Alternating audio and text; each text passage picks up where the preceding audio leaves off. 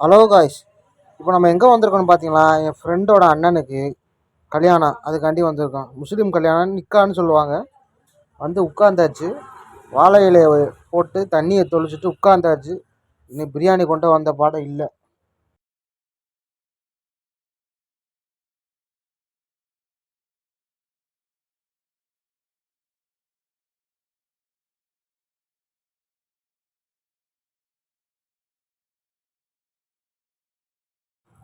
சரி, சட்டையில் cooling glass இருக்குது, அதை எடுத்து மாட்டு ஒன்று எடுத்து மாட்டிட்டேன்.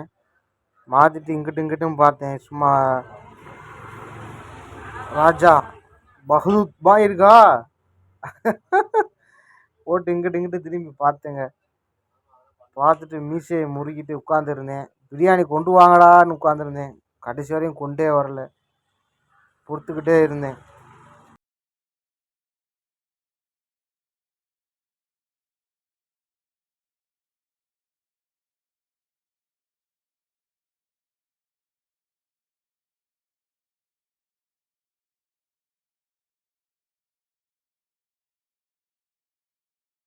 இடம் கிடைக்கலையா, இப்போ கடைசியாக உட்காந்துட்டேன். இப்போதான் ஒருத்தர் கொண்டு வந்து பிரெட் அல்வா கொண்டு வந்து வச்சாரு. வைங்கண்ணே, பிரெட் அல்வா வச்சு வைங்கண்ணே, சாப்பிட்டுட்டு உட்காந்துருக்கிறேன். பிரியாணி வர இன்னும் கொஞ்சம் 10 நிமிஷம் ஆயிரம் தம்பின்ட்டு போயிட்டாரு.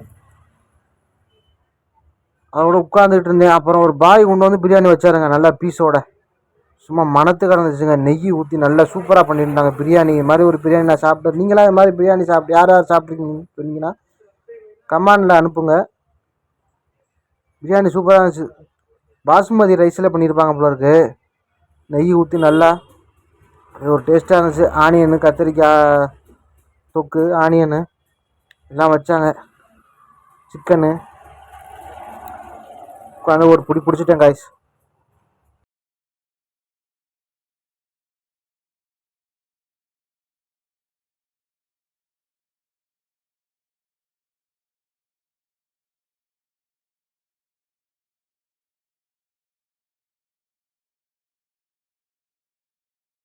ஒருத்தர் பொரிச்ச வஞ்சர மீன் ரவுண்டு ஒன்று வச்சாரு.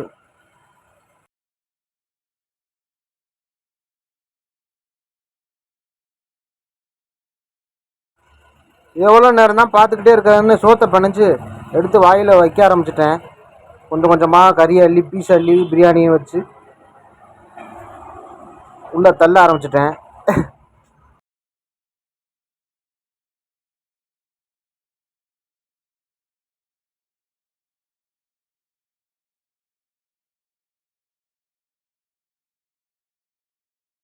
ஊற்றுனாங்க. போதுமானு கேட்டாங்க. போதும் போதுன்னு எலும்பு தாளிச்சா.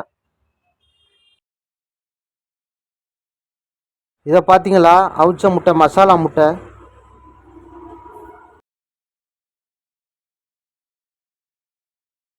முட்டை பிரியாணி எல்லாம் ஒரு காம்பினேஷன் நல்லா இருந்துச்சு சாப்பிட.